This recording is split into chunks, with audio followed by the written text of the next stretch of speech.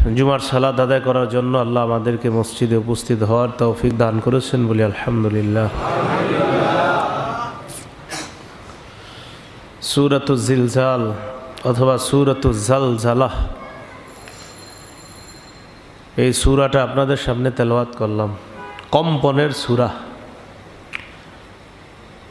ভূমিকম্পের সূরা।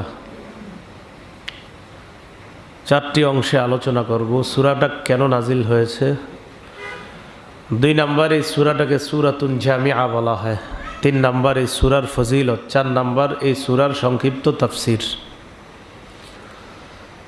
এই সূরাটা নাজিল হয়েছে যেই কারণে কাফেররা রাসূলুল্লাহ সাল্লাল্লাহু আলাইহি ওয়াসাল্লামকে বিভিন্ন সময় প্রশ্ন করত, কিয়ামত কবে হবে? আপনি খালি কোন কিয়ামত হবে, হয় না কেন? ইয়াসআলু আইয়ানা ইয়াউমুল কিয়ামা, প্রশ্ন করত কিয়ামত কবে হবে। ওয়া ইয়াকুলুনা মাতা হাযাল ওয়া'দু ইন কুনতুম সাদিকিন, তারা বলতো কিয়ামতের ব্যাপারটা যদি সত্য হয়, এই ওয়াদা যদি সত্য হয়, তো কিয়ামত হবে কবে, আসে না কেন?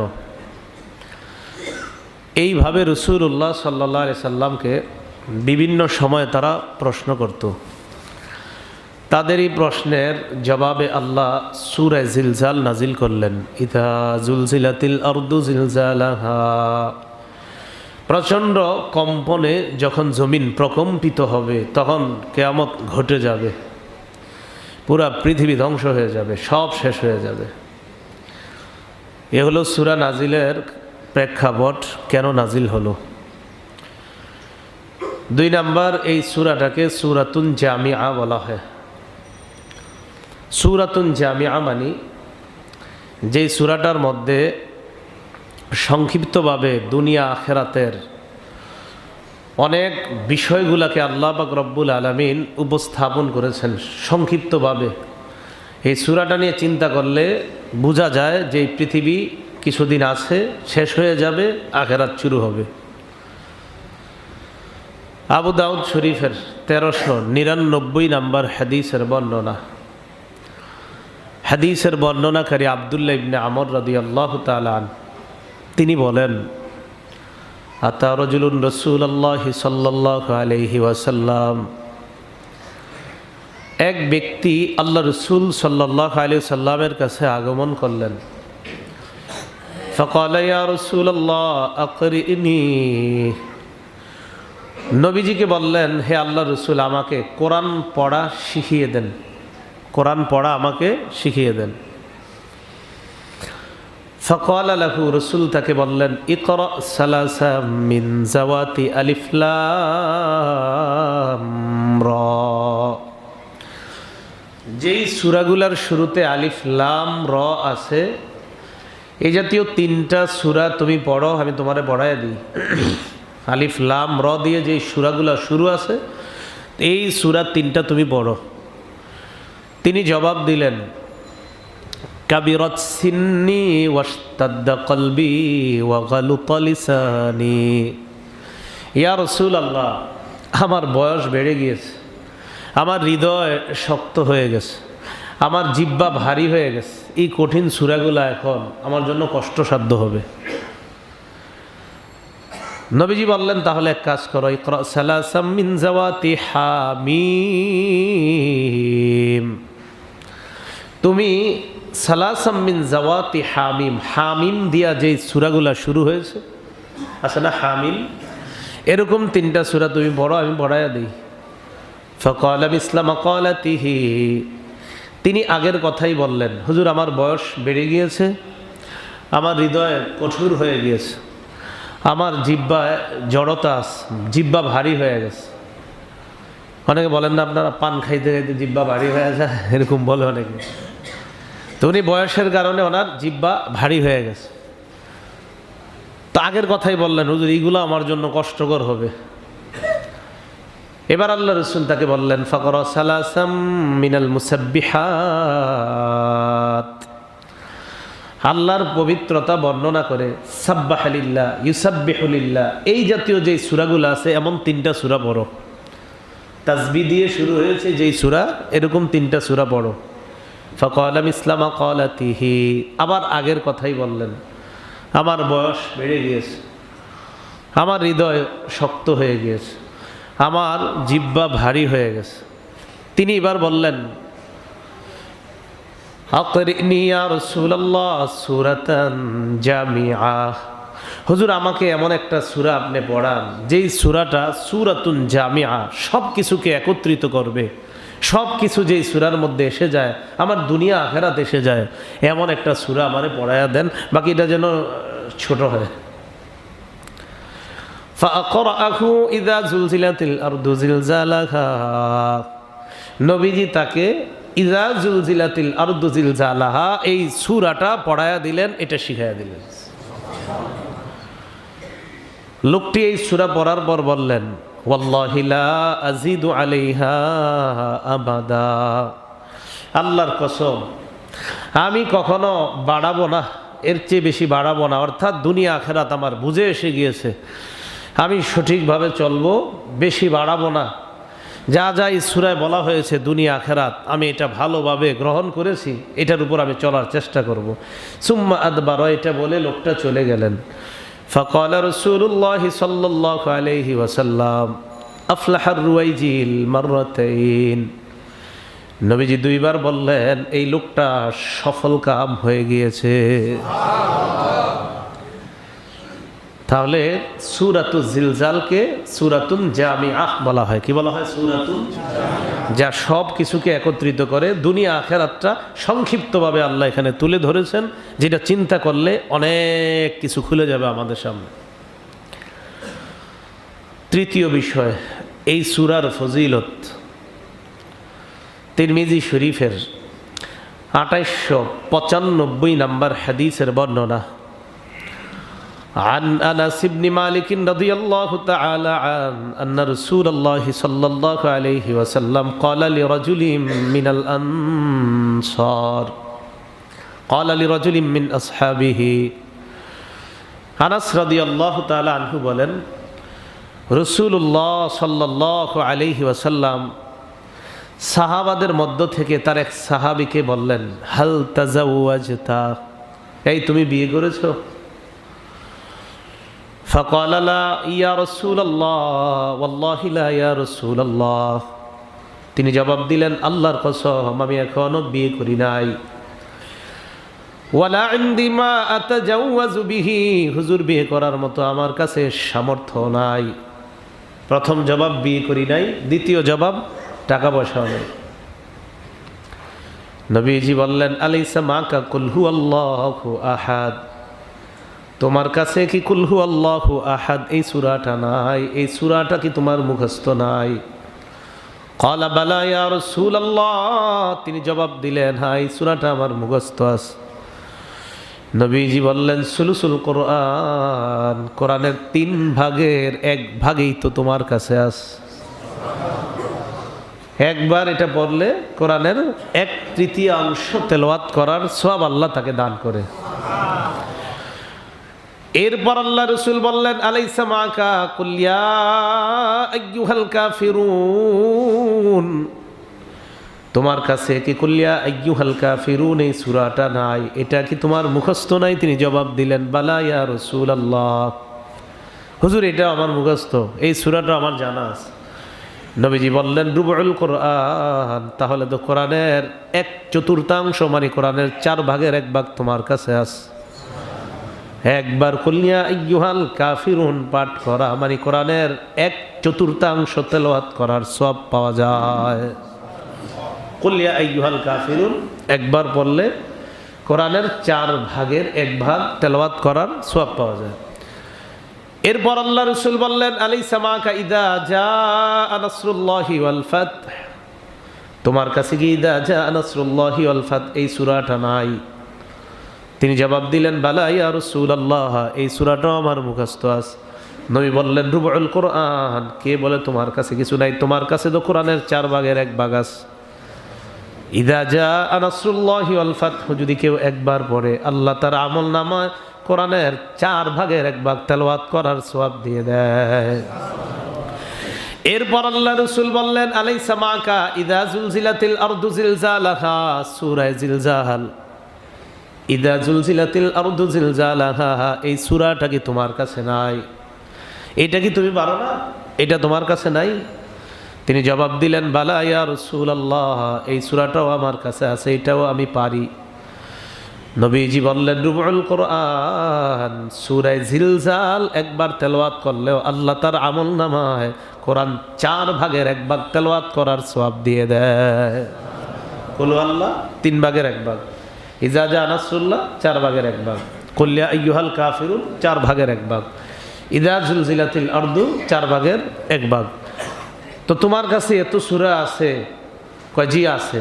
কয় তাজাওয়াজ তাজাওয়াজ, তাহলে তো অনেক কিছু আছে, বিয়ে করো বিয়ে করো তাড়াতাড়ি, তোমার কাছে কে বলছে কিছু নাই? সবই তো আছে তোমার কাছে, বিয়ে করো। বাকি এখন আবার শুধু কোরআন মুখস্থ থাকলেই যে বিয়ে করবেন, এটা আবার একটু ফতুয়া জেনে নিতে হবে যে মোহরানা হিসাবে কোরআন এরকম দেওয়া যাবে কিনা। হ্যাঁ, এটা আবার আপনারা এরকম করেন, আর এই যুগে এটা বললেনও না, এটা মাসালা আছে, ভিন্নতা ইখতলাফও আছে। এখানে কোরআনের মর্যাদা ফুটিয়ে তোলা হয়েছে যে তোমার কাছে কি কোরআন আছে? কুল আল্লাহ আছে, কাফিরুন আছে। তো রাসূল বললেন তাজাওয়াজ তাজাওয়াজ, এত কিছু থাকতে বিয়ে করো না কেন? তাড়াতাড়ি বিয়ে করো। কোরআনের মর্যাদা ফুটিয়ে তোলা হয়েছে। এই হাদিস থেকে জানলাম ইদা জুলজিলাতিল আরদু কোরআনের 4 ভাগের 1 ভাগ, এটা তেলাওয়াত করলেন। তিরমিজি শরীফের 2893 নম্বর হাদিসের বর্ণনা, قال رسول الله صلى الله عليه وسلم, এটা আনাস রাদিয়াল্লাহু তাআলা আনহুর বর্ণনা। নবীজি বলেন মান ক্বারা ইযা জুলজিলাতিল আরদ উদিলাত লাহু বিনিসফিল কুরআন, কোন ব্যক্তি যদি ইযা জুলজিলাতিল আরদু জিলজালাহা একবার তেলাওয়াত করে কোরআন অর্ধেক পড়ার সওয়াব দেওয়া হয়। আগেরটা জানলাম 4 ভাগের 1 ভাগ। সনদের বিবেচনায়, সনদ বুঝেন তো, সূত্র মানে হাদিসটা মজবুতের বিবেচনায় এটা বেশি মজবুত। 4 ভাগের 1 ভাগ সওয়াব হয় যে হাদিসে জানছি, ওটার চাইতে কোরআনের অর্ধেক সওয়াব হয় যে হাদিসে আসছে, এটার সনদ ওটার চেয়ে শক্তিশালী। তাহলে কোরআন অর্ধেক পড়ার সওয়াব হয় ইজা জুলজিলাতিল আরদু জিলজালাহা একবার পাঠ করলে। তো 4 ভাগের 1 ভাগও যদি হয় কম কিসের, আর অর্ধেক যদি হয় সেটাও কম কিসের। অর্ধেকের মধ্যে 4 ভাগের 1 ভাগ আছে কিনা? আছে তো। অর্ধেকের মধ্যে আছে না এটা? ওইটাও তো আছে। এ হলো সূরা জিলজাল তেলাওয়াত করার ফজিলত। 4 নাম্বার আলোচনা সূরা জিলজালের সংক্ষিপ্ত তাফসীর। আল্লাহ বলেন ইযা জুলজিলাতিল আরদু জিলজালাহা, যখন প্রচণ্ড কম্পনে ভূমি জমিন প্রকম্পিত হবে। এটা কখন? যখন কিয়ামত ঘটে যাবে, পুরা পৃথিবী যখন শেষ হয়ে যাবে, সব শেষ হয়ে যাবে, এটা ওই জিলজাল। এখন কথা হলো এর আগে যেগুলা ঘটছে সেগুলা হলো কিয়ামতের আলামত। বলেন এগুলা কি কিয়ামতের আলামত? তুরস্কে যেটা হলো এটা কিয়ামতের আলামত। কয়েক সেকেন্ড আল্লাহ কেউ লিখতেছেন 48 সেকেন্ড এটা স্থায়িত্ব ছিল। তো এটা আল্লাহ পাক রব্বুল আলামিন কিয়ামতের আলামত হিসাবে দেখিয়ে দিলেন আমাদেরকে, দেখো এতটুকুর মাধ্যমে পুরা দুনিয়াকে আমি স্তব্ধ করে দিয়েছি। তা আমি আল্লাহ কিয়ামত যখন সংগঠিত করব, এটা আমার জন্য কোনো ব্যাপার হবে না। এটা আমাদেরকে আল্লাহ শিক্ষা দেয়। ভূমিকম্প এটা কিয়ামতের আলামত। বলেন ভূমিকম্প কি? মাঝে মাঝে 1 সেকেন্ড 2 সেকেন্ড 3 সেকেন্ড 10 সেকেন্ড এই ভূমিকম্পগুলা কিয়ামতের আলামত। মানে আসল ভূমিকম্প যখন সব শেষ হয়ে যাবে, এর আগে ছোট ছোট যেগুলো হবে এগুলো কিয়ামতের আলামত। সহিহ বুখারীর 1036 নম্বর হাদিসের বর্ণনা, قال رسول الله صلى الله عليه وسلم, নবীজি সাল্লাল্লাহু আলাইহি ওয়াসাল্লাম বলেন লা তাকুমুস সাআ হাত্তা ইউকবাযাল ইলম, কিয়ামত ততক্ষণ সংগঠিত হবে না যতক্ষণ বিদ্যা উঠিয়ে নেওয়া না হয়। কিয়ামতের আলামতের মধ্যে একটা, কিয়ামতের আগে বিদ্যা উঠিয়ে নেওয়া হবে, ইলম উঠিয়ে নেওয়া হবে। কি উঠিয়ে নেওয়া হবে? ইলম উঠিয়ে নেওয়া হবে। সহিহ বুখারীর 100 নম্বর হাদিস, রাসূল সাল্লাল্লাহু আলাইহি ওয়াসাল্লাম বলেন ইন্নাল্লাহা লা ইয়াকবিজুল ইলমা ইনতিজাআন ইয়ানতাজিউহু মিনাল ইবাদ, আল্লাহ আলেমদের সিনা থেকে এলেম ছৌ মেরে নিয়ে যাবে, উঠিয়ে নিয়ে যাবে, টেনে নিয়ে যাবে, এমনটা হবে না যে আল্লাহ টান দিয়ে বিদ্যা নিয়ে যাবে, এমন না। তাহলে কিভাবে? ওয়ালাকিন ইয়াকবিজুল ইলমা বিকবজিল উলামা, আল্লাহ আলেমদেরকে উঠিয়ে নেওয়ার মাধ্যমে, আলেমদের মৃত্যু ঘটানোর মাধ্যমে এলেমের খাজানা আল্লাহ উঠিয়ে নেবেন। তাহলে আলেমের সিনা থেকে আল্লাহ এলেম উঠিয়ে নিবে এমনটা হবে না, বরং আলেমরা মারা যাবে, আলেমদের বিদায় যত হবে এলেম তত চলে যাবে। এটাই আপনাকে বুঝতে হবে, মনে রাখতে হবে। তাহলে আলেম চলে যাওয়া, এলেম উঠিয়ে নেওয়া, এটা রাসূল সাল্লাল্লাহু আলাইহি সাল্লাম বললেন। আমাদের দেশে কিন্তু আপনার অন্যান্য বছরের তুলনায় গত 2-3 বছর প্রচুর উলামায়ে কেরাম মৃত্যুর সংখ্যা বাড়ছে, ঠিক না? আলেমদের বড় বড় উলামায়ে কেরাম বিদায় নিচ্ছে। তো রাসূলুল্লাহ সাল্লাল্লাহু আলাইহি সাল্লাম বলেন, উলামায়ে কেরাম বেশি বিদায় নেওয়া এটা তোমাদের চিন্তার কারণ, কারণ তারা বিদায় নেওয়া মানে এলেমের এক এক খাজানা দুনিয়া থেকে বিদায় নেওয়া। আল্লামা আহমদ শফি রহমতুল্লাহ আলাই, শেখুল হাদিস আল্লামা আজিজুল হক রহমতুল্লাহ আলাই, শেখুল হাদিস আল্লামা মুফতি আমিনী রহমতুল্লাহ আলাই, হাফিজ হুজুর রহমতুল্লাহ আলাই, শামসুল হক ফরিদপুরি রহমতুল্লাহ আলাই, মুহাদ্দিস হেদায়েতুল্লাহ রহমতুল্লাহ আলাই, আতাহার আলী রহমতুল্লাহ আলাই, এরা চলে যাওয়া মানে হলো বিদ্যার এক একটা সমুদ্র পৃথিবী থেকে বিদায় নেওয়া। তা আমরা বাঙালি যারা, আমাদের জন্য টেনশনের বিষয় ওলামারা চলে যাওয়া, এর মানে হলো কিয়ামতের আলামত ঘটে যাচ্ছে, এবং কঠিন এক আলামত যে কিয়ামতের আগে খুব দ্রুত দেখবা ওলামাদের বিদায় আর আলেমদের বিদায় মানে এলেম উঠে যাওয়া। এলেম কি হয়ে যাওয়া? উঠে যাওয়া। এখন আমরা অনেকে নিজেদেরকে ভেবে নিচ্ছি, না আন্দাজি বললে হবে নাকি, এরা উঠে যাইলে কি হবে? আমি তো আপনার এক একটা বই পড়া যে পরিমাণ বিদ্যা অর্জন করতেছি, এরা উঠে গেলে কি হবে?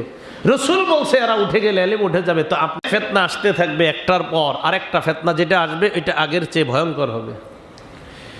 এরপর আল্লাহ রাসূল বলেন ওয়াকসুরাল হারজ, খুন খারাপি বাড়তে থাকবে, হত্যাকাণ্ড বাড়তে থাকবে, খুন খারাপি বাড়তে থাকবে। নদীর মধ্যে লাশ পাওয়া যাবে, চিপার মধ্যে লাশ পাওয়া যাবে, ছাদের নিচে লাশ পাওয়া যাবে, ডাস্টবিনের মধ্যে লাশ পাওয়া যাবে, নাম না জানা পরিচয়হীন অনেক লাশ পাওয়া যাবে, ট্রেনের কাঁটার মধ্যে লাশ পাওয়া যাবে, বিভিন্ন জায়গায় লাশ পাওয়া যাবে। নবী বলেন খুন খারাপি বাড়তেই থাকবে। হাত্তা ইয়াকসুরা ফীকুমুল মাল, তোমাদের সম্পদ এত পরিমাণ বাড়বে, ফায়াফিদ, বাড়তে বাড়তে কিছু মানুষের সম্পদ এমন অবস্থা হবে, উপচে পড়া সম্পদ হবে, নিজেও জানবে না তার কি পরিমাণ সম্পদ। আসেনি এরকম বড় মানুষ? উনি নিজেও জানে না ওনার সম্পদ কি পরিমাণ, সম্পদের টেনশনে ঘুম হয় না। এখন এই হাদিসে জানলাম ভূমিকম্প কিয়ামতের আলামত। ভূমিকম্প একটা ভূমিকম্প না একের পর এক? একের একটা না। রাসূল জালাজিল বলেছে, জালাজিল বহু বচন, ভূমিকম্প আসতেই থাকবে। তাহলে আমরা ভূমিকম্পের 1 নাম্বার বিষয় জানলাম, এটা কিয়ামতের আলামত। ভূমিকম্পের ব্যাপারে দ্বিতীয় বিষয়টা আমরা জানি, সেটা হলো পাপ বেড়ে যাওয়া ভূমিকম্পের কারণ। বলেন সবাই, কি বেড়ে যাওয়া? ভূমিকম্পের। আপনি যতই বুঝান এরপরও 14 ফেব্রুয়ারি একদল পাপ করবেই। 14 ফেব্রুয়ারি একদল কি করবে? এই আমাদের এখানে হয়তো অনেকে প্ল্যান করে রাখছে কি কি করবে 14 ফেব্রুয়ারি। আমার বয়ানও শুনতেছে এখন হয়তো এই মসজিদেই। পাপ বেড়ে যাওয়া এটা ভূমিকম্পের কারণ। আসেন সবাই ভালো হয়ে যাই। সবাই যদি ভালো না হই তা আমার আপনার অপরাধের কারণে নিরপরাধ মানুষগুলাও এই গজবের মধ্যে পড়বে। সবাই ভালো হয়ে যাওয়া উচিত, দরকার। ইবনে মাজাহ 4020 নম্বর হাদিসের বর্ণনা। عن أبي مالك الأشعري رضي الله تعالى عنه قال قال رسول الله صلى الله عليه وسلم, নবীজি বলেন লা ইয়াশরাবান্না নাসুম মিন উম্মতি আল খামরা, আমার উম্মতের একদল মদ পান করবে, ইউসাম্মুনাহা বিগাইরি ইসমিহা, নামটা পরিবর্তন করবে, অন্য নামে তারা মদ পান করবে। মানে খাবে মদ, অনেক নাম দিবে, কি আছে না আপনার শ্যাম্পেন, পেম্পিন, আরো কত কিছু, মানে নাম দিবে অনেক, বুঝাবে যে এটা তো একটা স্টাইল, এটা নিচ্ছি, মানে ভাবসাব এমন। রাসূল বলেন বিভিন্ন নামে মদ পান করবে। শুধু মদ পান করবে এমন না, মাদক অবস্থায়, নেশাগ্রস্ত অবস্থায়, ইউজাফু আলা রুউসিহিম বিল কায়নাতি ওয়াল মুগান্নিয়াত, তারা মাতাল থাকবে আর তাদের সামনে নর্তকী নায়িকা গায়িকারা গানের তালে তালে নাচতে থাকবে, আর মাদকরা তালে তালে মদ পান করবে আর গুনাহের মধ্যে লিপ্ত হবে। রাসূল বলছে এটা হবে কবে? আগামী প্রজন্ম দেখবে এটা। হ্যাঁ, মদ পান করবে। অনেকে আপনার প্ল্যান করে ফেলছে 14 ফেব্রুয়ারি কি কি করবে, কোত্থেকে আনবে, কোন কোম্পানি কোন ব্র্যান্ডেডটা নিবে, সব আপনার প্ল্যান চলছে। সেটা শুধু ছেলেরা না, ছেলে মেয়ে উভয়। আমাদের গার্জিয়ানদের মধ্যে অনেকে আছে পুরা বছর মেয়েটারে খুব সুন্দরভাবে রাখে, কোচিংয়ে যায়, মাও সাথে যায়, মেয়েটারে একা বাইরে যেতে দেয় না। 14 ফেব্রুয়ারি মেয়ে মারে বুঝে, আম্মা একটা দিনই তো, ছেড়ে দেন, আপনি জানছেন না আপনার মেয়েকে কোথায় ছাড়ছেন আপনি। ওই দিন আর বাধা দেয় না, থাক বছরে একটা দিন। ওই একদিনে আপনার মেয়ে জাহান্নামী হয়ে যাচ্ছে, আপনার জানাও নাই। রাসূলুল্লাহ সাল্লাল্লাহু আলাইহি সাল্লাম বলেন, মদ পান করবে অন্য নামে, তাদের সামনে নায়িকা গায়িকা নর্তকীরা নাচানাচি করবে গানের তালে তালে, আর তারা মাদক পান করবে। এই জন্য বললাম আমাদের সবার ভালো হয়ে যাওয়া দরকার। তো রাসূল বলেন, এই পাপ যখন কোনো দেশে বাড়বে, কোনো দেশে যখন হবে, ইয়াখসিফুল্লাহু বিহিমুল আরদ, নবী বলেন ইয়াখসিফুল্লাহু বিহিমুল আরদ, আল্লাহ না করেন ওই দেশের মানুষগুলাকে আল্লাহ জমিনের নিচে ধসিয়ে দিবেন। সবাই বলেন কোথায়? তুরস্কে বিল্ডিং এর নিচে কারা আছে অনেকে জানেও না, দেয়াল সহ। আপনি একটু চিন্তা করেন যে পড়ার পরে যেই লোকটা মাটির নিচে দেবে গিয়েছে তার কি অবস্থা। রাসূল তো বলেই দিয়েছেন ইয়াখসিফুল্লাহু বিহিমুল আরদ, তাদেরকে আল্লাহ জমিনের নিচে ধসিয়ে দিবেন। প্রিয় বাংলাদেশি, আমার স্বদেশের মুসলমান সবাই আসেন আমরা সবাই মিলে ভালো হয়ে যাই। কারণ আল্লাহ পারেন আমাদের আপনার যে পরিমাণ পাপের মাত্রা বেড়ে যাচ্ছে, রাসূল বলেন শোনো, পাপের মাত্রা বাড়িয়ে দিচ্ছ, আল্লাহ কিন্তু তোমাদেরকে চাইলেই জমিনের নিচে ধসিয়ে দিবে, দাফন করে দিবে। তুরস্ক থেকে কেন শিক্ষা নিচ্ছ না? তাহলে ভূমিকম্পের একটা তো জানলাম কিয়ামতের আলামত, কারণ কি? পাপ বেড়ে যাওয়া। বলেন কারণ কি? পাপ বেড়ে যাওয়া। এটা হলো ভূমিকম্পের কারণ, পাপ বেড়ে যাওয়া। এরপর রাসূলুল্লাহ সাল্লাল্লাহু আলাইহি সাল্লাম বলেন, ওয়াজআলু মিনহুমুল কিরাদাতা ওয়াল খানাজির, আল্লাহ চাইলে তাদেরকে বানর আর শূকরে পরিণত করবে। বানর বানায়া দিবে, শূকর বানায়া দিবে। ঠিক আছে, এটা ধরলাম পরে, বানর শূকর। কিন্তু এটার আগে যেটা রাসূল বলছেন, প্রথমটা কি বললেন? জমিনের নিচে ধসিয়ে দিবে। জমিনের নিচে ধসিয়ে দেওয়ার ঘটনা পুরা পৃথিবীতে কি হচ্ছে কিনা? ভূমিকম্পের মাধ্যমে মানুষ শেষ হয়ে যাচ্ছে। এই হাদিস থেকে আমরা জানলাম পাপ বেড়ে যাওয়া ভূমিকম্পের কারণ। আল্লাহ পাপ থেকে আমাদেরকে বেঁচে থাকার তৌফিক দান করেন। তিরমিজি শরীফের 2211 নম্বর হাদিসের বর্ণনা।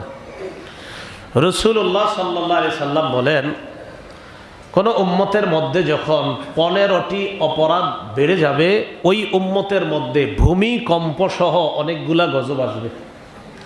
ভূমিকম্প আসবে, ভূমিধস আসবে। ভূমিধস, পাহাড় পড়ে যাবে, মারা যাবে না। ভূমিকম্প, কাঁপতে কাঁপতে মানুষ ধ্বংস হয়ে যাবে, যেটা তুরস্ক হলো। চেহারা বিকৃতি, যেটা হ্যালোউইনের মাধ্যমে আমাদেরকে দেখিয়ে দিল আরো পুরা পৃথিবীর অনেকে। হ্যালোউইন ওই যে হলো না, চেহারা বিকৃতি নিজেরাই করে ফেলছে। এই নিজেরা করা মানে গজব নিজেরাই টেনে আনছে। কিছুদিন পরে দেখবেন এগুলো এমনই হয়ে যাবে যেরকম করছে, পুরা পৃথিবীর সাথে তাল মিলিয়ে নাকি চলতেছে। মুসলমান কবে বুঝবে? রাসূল বলেন, ইউশিকু আন তাদা আলাইকুমুল উমাম কামা আন তাদা আল আকালাতু আলা কাসআতিহা। সারা পৃথিবীর বেঈমান তোমাদের বিরুদ্ধে একজোট হয়ে কাজ করবে, যেমনি ভাবে একটা প্লেটের মধ্যে খাদকরা চারদিকে বসে খাবার খাওয়ার জন্য, সারা দুনিয়ার বেঈমানরা চারদিক থেকে এক হবে তোমাদেরকে ধ্বংস করার জন্য। বলার পরেও তো খালি ঠিক কন, তাও তো চেঞ্জ হচ্ছেন না। রাসূল বলেই দিলেন এমন করবে, এরপরও তো আপনার ঘর এখনো চেঞ্জ হয় নাই, পরিবর্তন হয়নি, তো কোথায় আপনার ঠিক? আপনার ভাষা তো এখনো পরিবর্তন হয়নি। পুরা বাসাটা আপনার বাসার ভিতরে গেলে লজ্জা শরমে তো চারদিকে তাকানো যায় না, কোথায় ঠিক হলো? ঠিক তো শুধু বলছেন। রাসূলুল্লাহকে একটু মহব্বত করতে মন চায় না? খালি বলেন যে রাসূলের জন্য প্রাণ দিয়ে দিব, কোথায়? বাসা তো আপনার রাসূলের অনুকরণে বাসা সাজানো হলো না। আল্লাহ আমাদেরকে বোঝার তৌফিক দান করেন। 15টি অপরাধ বেড়ে যাবে, ওই উম্মতের মধ্যে একের পর এক গজব আসবে। ইজাত্তুখিজাল ফাইউ দুয়ালা, 1 নাম্বার যুদ্ধলব্ধ সম্পদ, এইটাই যুদ্ধলব্ধ সম্পদ, এটাকে দুয়ালা ব্যক্তিগত সম্পদে পরিণত করা হবে। 2 নাম্বার ওয়াল আমানাতু মাগনামা, আমানতকে লুটের মালে পরিণত করা হবে। আমানতকে লুটের মালে পরিণত। আমাকে একজন 10 বস্তা চাউল দিছে আপনাদের এই মিরপুর 1 নাম্বার 10টা অসহায় পরিবারকে দেওয়ার জন্য। আমি 10 বস্তা চাউল নিয়ে আসলাম, এসে 10 পরিবারকে উপস্থিত করে 2 বস্তা 10 পরিবারের মাঝে বন্টন করে দিয়ে দিলাম, এবং যেখান থেকে এনেছি তাকে জানিয়ে দিলাম 10 পরিবারকে চাউল দিয়েছি। বস্তা দিয়েছি বলিনি, কি দিয়েছি? বস্তা এনেছিলাম কয় বস্তা? দিয়েছি কয় বস্তা? আমার কাছে আছে কয় বস্তা? এটা লুটের মাল। এই 8 বস্তা আমানতের খেয়ানত, এটা লুটের মালে আমি পরিণত করছি, এটা আমি লুটতরাজ করেছি। 3 নাম্বার যাকাতু মাগরামা, যাকাতকে জরিমানা মনে করা হবে। আমি কেন যাকাত দিব? আমি কি ঠেকা? এরকম বলবে মানুষ। আমার টাকা আমি কেন মানুষকে দিব? আপনার যাকাত ফরজ, এই জন্য আল্লাহ আপনার সম্পদ দিয়েছে। না দিবেন তো মরার পরে সাপের কামড় খাওয়ার জন্য রেডি হন, কোনো সমস্যা নাই। 4 নাম্বার তুল্লিম আলি গায়রিদ দ্বীন, দিন বিবর্জিত, ধর্ম বিবর্জিত শিক্ষার প্রচার প্রসার ঘটবে। কি বিবর্জিত? ধর্ম বিবর্জিত, দিন বিবর্জিত শিক্ষার। এই জন্য তো বলছি আমাদের সকলের ভালো হয়ে যাওয়া উচিত, অন্তত দেশটাকে ভালোবেসে, যেন এই দেশকে আল্লাহ ভূমিকম্প থেকে হেফাজত করে। 5 নাম্বার ওয়াতাআর রাজুলু ইমরাআহ, মানুষ পুরুষরা তার বিবির কথায় উঠবে বসবে, বিবি যা বলবে সেটাই ঠিক। 6 নাম্বার আক্কা উম্মা, মায়ের নাফরমানি করবে। 7 নাম্বার আকসা আদনা সাদিকা, বন্ধুকে আপন করবে, বন্ধুকে আপন করবে। রোমের মধ্যে নিয়ে আসবে, বাসায় বন্ধুদেরকে নিয়ে আসবে এক রোমে। বন্ধুদেরকে আনার পর রাতের পর রাত আড্ডা চলবে, পার্টি চলবে 2টা 3টা পর্যন্ত। 60 বছরের বুড়া বাবাটা এসে বলবে, কিরে বাবা ঘুমাবি না? ছেলে জবাব দেবে, আব্বা আপনি এই যুগের মানুষ না, এত কিছু বুঝবেন না, ঘুমান তো, আপনি এত বডর বডর করেন না। রসুল বলেন 7 নাম্বার আদনা সাদিকা, বন্ধুদেরকে আপন করবে। 8 নাম্বার আকসা আবা, বাবাকে দূরে ঠেলে দিবে, বাবাকে বলবে আপনি ওল্ড ম্যান, আপনি পুরাতন মানুষ, এত কিছু বুঝবেন না, যান আপনি ঘুমান, আল্লাহ বিল্লাহ করেন। এই যুগটা কি ভবিষ্যতে আসবে না চলছে?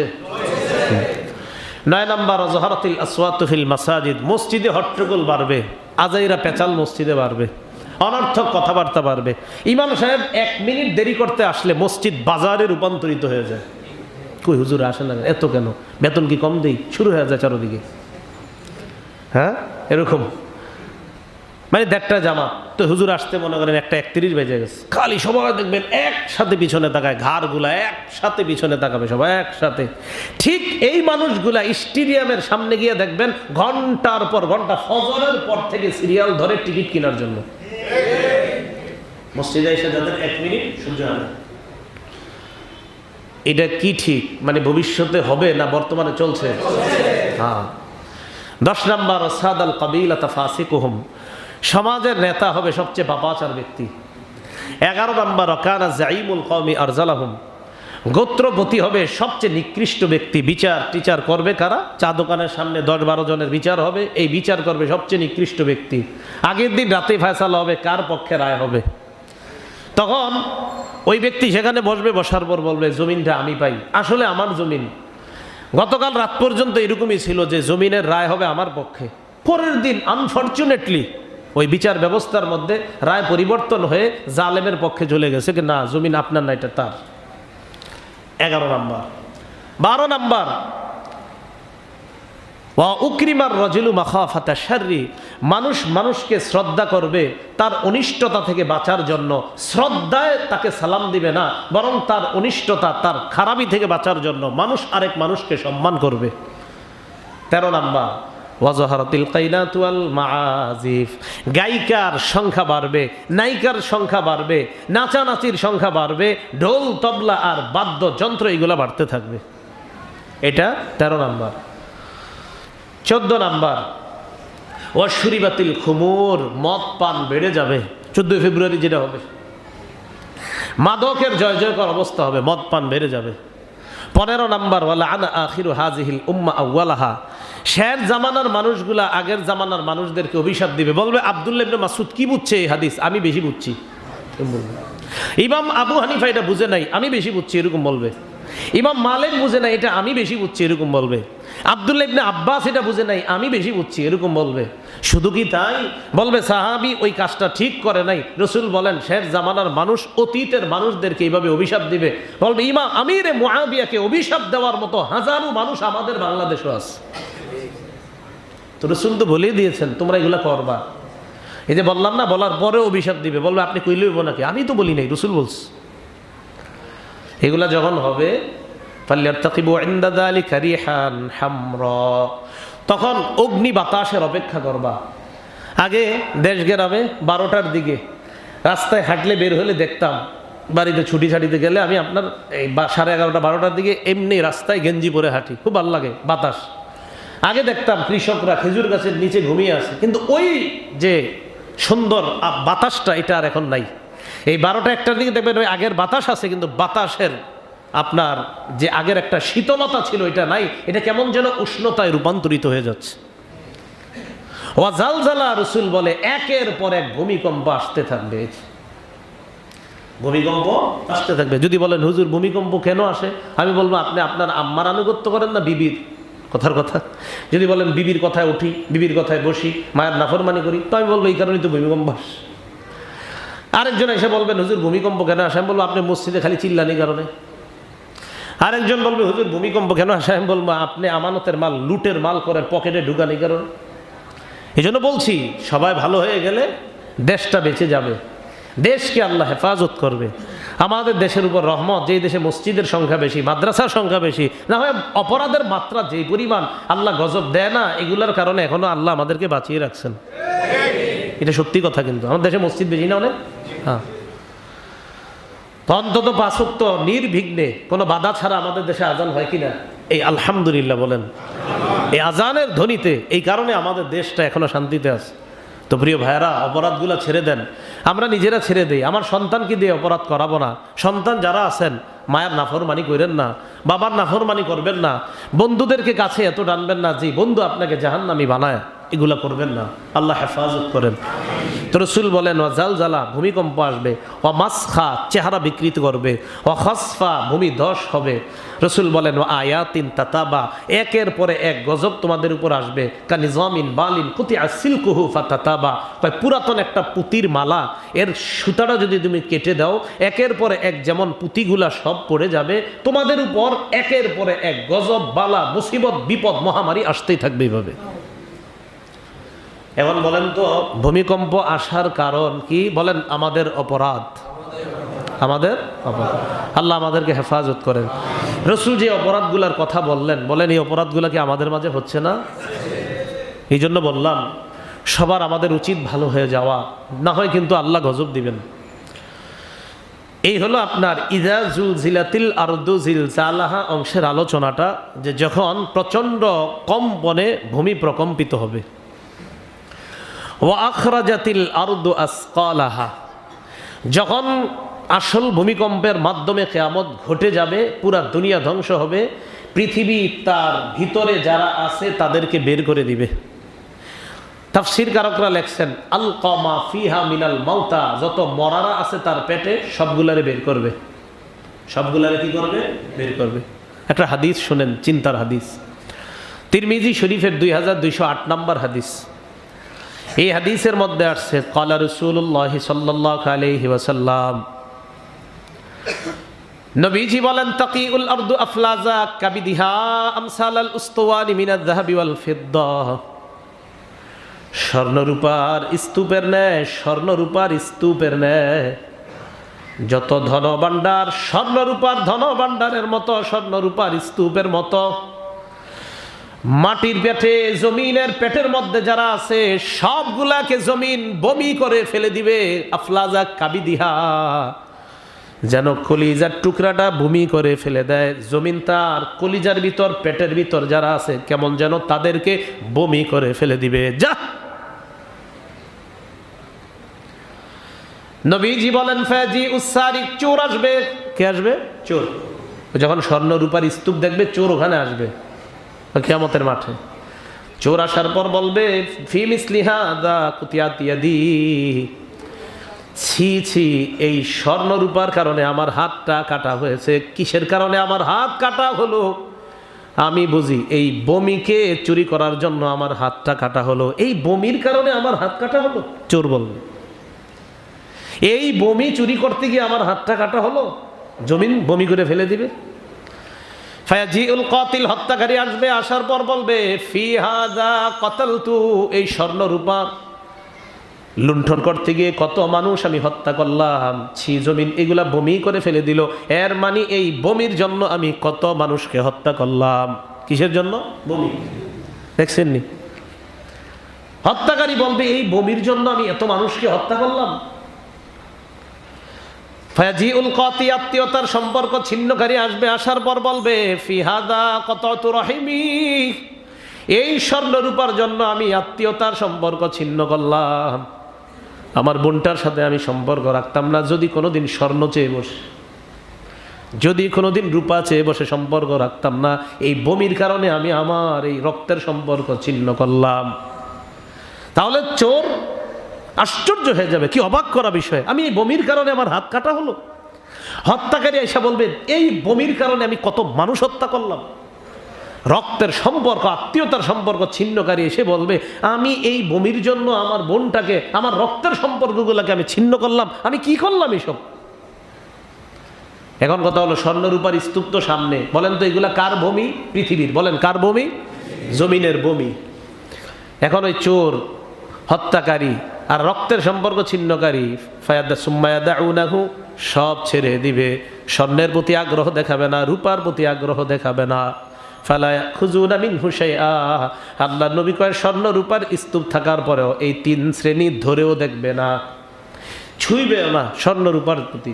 তাহলে দেখেন তো চোরের হাত কাটা হলো এটা চুরি করতে গিয়ে, এই বমি স্বর্ণ রূপা তার সামনে পড়া, এখন আর ধরে না। হত্যাকারী ছুঁয়েও দেখে না, রক্তের সম্পর্ক ছিন্নকারী ছুঁয়েও দেখে না, বরং আফসুস করে আমি কেন এগুলার পিছনে পড়ে এই অপরাধগুলা করলাম। তাহলে ওয়া আখরাজাতিল আরদু আসকালাহা, জমিন তার বোঝাকে বের করে দিবে। বোঝা কি? জমিনের পেটের ভিতরে যে মরাগুলা আছে এগুলা উঠাবে, যা খাজানা আছে সব ফেলে দিবে, বমি করার মতো যা সব ফেলে দিবে জমিন। এইভাবে ফেলে দেওয়ার পর ওয়াকালাল ইনসানু মা লাহা, মানুষ বলবে এটার হলো কি? মানুষ বলবে জমিনের হলো কি? আল্লাহ বলেন ইয়াউমা ইযিন তুহাদ্দিসু আখবারাহা, সেদিন জমিন তার সব বৃত্তান্ত বর্ণনা করে দিবে। কি বৃত্তান্ত বর্ণনা করবে? তিরমিজি শরীফের 2429 নম্বর হাদিসের বর্ণনা। নবীজি এই আয়াতটা তেলাওয়াত করলেন, করার পর সাহাবাদেরকে বললেন আতাদরুনা মা আখবারুহা, তোমাদের কি জানা আছে, তোমরা কি জানো জমিন কি বৃত্তান্ত বর্ণনা করবে? জমিনের বৃত্তান্তগুলা জানো নি তোমরা? সাহাবারা বলেন আল্লাহু ওয়া রাসূলুহু আলাম, আল্লাহ আর তার নবী ভালো জানেন। নবীজি বললেন ফাইন্না আখবারহা, জমিনের বৃত্তান্ত বর্ণনা করার অর্থ হলো এই আনতাশহাদ আলা কুল্লি আবদিন ওয়া আমাতিন বিমা আমিলা আলা যহরিহা, জমিন বান্দা বান্দি তাদের বিরুদ্ধে আল্লাহর কাছে সাক্ষী দিয়ে বলবে আল্লাহ আমার পিঠে যখন তারা হাঁটতো এই অপরাধগুলা তারা করছে, জমিন সব আল্লাহর কাছে বলে দিবে আল্লাহ এই মানুষ আমার পিঠে হাঁটতো, এরা পা দিয়ে অপরাধ করছে, মাহমুদ আমি সাক্ষী দিচ্ছি আমার পিঠের উপর তারা যখন চলতো, কদমে কদমে পদে পদে তারা অপরাধ করছে, আল্লাহ আমি সাক্ষী দিচ্ছি তোমার কাছে, আমি বিচার চাই। জমিন সব বৃত্তান্ত বলে দিবে আল্লাহর কাছে। ইয়াউমা ইযিন তুহাদ্দিসু আখবারাহা, রাসূল বলেন সেদিন সব বলে দিবে জমিন। কেন বলবে? আল্লাহ বলেন বিআন্না রাব্বাকা আওহা লাহা, কারণ আপনার রব জমিনকে হুকুম করেছেন, এই কারণে জমিন সব বলে দিবে। জমিন নিজের থেকে বলবে এমন না। আল্লাহ কিয়ামতের ময়দানে জমিনকে বলবে তোমার পিঠে কে কি করছে আমি আল্লাহর কাছে বলো, আল্লাহ সব জানে, তারপর বলো তুমি কে কি করছে সব বলো। গুনাহ ছেড়ে দেন, গুনাহ করেন না। এটা ধ্বংসের কারণ, এটা গজবের কারণ, এটা অপরাধের কারণ। দিন যত যাচ্ছে মানুষ সব অবুঝ হয়ে যাচ্ছে। এরপরে আল্লাহ বলেন ইয়াউমা ইদিন ইয়াসদুরুন নাসু আশতাতা, সেদিন মানুষগুলা বিক্ষিপ্তভাবে জমিনের পেট থেকে চারদিক থেকে বের হয়ে আসবে। লিউরাও আমালাহুম, এই জায়গাটা সবাই চিন্তা করবেন যে আমি আপনি কবর থেকে বের হব। আল্লাহ বলেন লিউরাও আমালাহুম, তাদের আমল নামা তাদেরকে দেখানোর জন্য জমিনের পিঠে তাদেরকে উপস্থিত করা হবে। আমল নামা দেখাবে, আমি আপনি যা করছি এগুলো দেখানোর জন্য। কি দেখাবে? ফামান ইয়ামাল মিসকালা যাররাতিন খায়রান ইয়ারা, অনুপরিমাণ ভালো আমল যদি আমি আপনি করে থাকি, ইয়ারা, এই আমলটাও আমি আপনি দেখব। ওয়া মান ইয়ামাল মিসকালা যাররাতিন শাররান ইয়ারা, অনুপরিমাণ খারাপ আমল যদি করে থাকি, ইয়ারা, এটাও আমি আপনি দেখব। জিলজালের শেষের দুইটা আয়াত নিয়ে সবাই ভাবার অনুরোধ রইল। ফামান ইয়ামাল মিসকালা যাররাতিন খায়রান ইয়ারা, বারবার এটা ভাববেন। আল্লাহ বলেন ভালো কাজ অনুপরিমাণ যদি করো, কিয়ামতের ময়দানে তুমি দেখতে পারবা তোমার ভালো কাজটা। পরের আয়াতটা নিয়েও ভাববেন ওয়া মান ইয়ামাল মিসকালা যাররাতিন শাররান ইয়ারা, খারাপ কাজ যদি করে থাকো অনুপরিমাণ, এটাও তুমি দেখবা। তাহলে এইভাবে চিন্তা করবেন, ভালো কাজ খারাপ কাজ, ডান হাতে ভালো কাজ বাম হাতে খারাপ কাজ, সব আপনি দেখবেন। আল্লাহ কয় অনুপরিমাণ করে থাকলেও দেখবা, অনুপরিমাণ খারাপ করে থাকলেও দেখবা। আল্লাহ বলছে, হ্যাঁ আমি আপনি। রাসূল সাল্লাল্লাহু আলাইহি সাল্লাম বলেন লা তাহকিরান্না মিনাল মারুফি শাইআ, ছোট কোনো ভালো কাজকেও তুচ্ছ মনে করবা না। ওয়ালাউ আন তালকা আখাকা বিওয়াজহিন তালাক, তোমার কোনো মুসলমান ভাইয়ের দিকে হাসি মুখে তুমি তাকাইলা, এটাও তুমি মনে রাখবা, কিয়ামতের মাঠে তোমার ভালো আমল নামায় তুমি দেখতে পাইবা। তাহলে বলেন আমার সাথে সবাই একবার বলেন, গুনাহের কাজ যত ছোটই হোক করব না, নেকির কাজ যত ছোটই হোক ছাড়ব না। মনে থাকবে ইনশাল্লাহ। তাহলে নেকির কাজ যত ছোটই হোক ছাড়ব না, গুনাহের কাজ যত ছোটই হোক করব না। তাহলে বলেন তো ভূমিকম্প যে ওটা তো হবে আর একদম মূল ভূমিকম্প, যেটার মাধ্যমে সব শেষ হয়ে যাবে। এর আগে যেগুলো হচ্ছে এগুলো কেন? আমাদের অপরাধের কারণে। অপরাধ থেকে যেন আমরা বেঁচে যেতে পারি, অপরাধ থেকে যেন আমরা বেঁচে থাকতে পারি, যেন আল্লাহ আমাদের এই দেশকে হেফাজত করেন। সকলে বলেন আমিন। প্রিয় মুসল্লি ভাইয়ারা, অনেক দূর থেকে আপনারা অনেকে এসেছেন। আমি 2024 সালের মার্চ মাস পর্যন্ত, মানে মার্চ মাস সহ আমি মুসলমানদের সাথে ওয়াদাবদ্ধ। আমি আশাবাদী আপনারা আমার এই ওয়াদাগুলো রক্ষা করার জন্য আমাকে সহযোগিতা করবেন একজন ভাই হিসাবে। এমন কোনো আবদার আমার কাছে করবেন না যে আবদারটা গুনাহের আবদার, ঠিক আছে না ইনশাল্লাহ?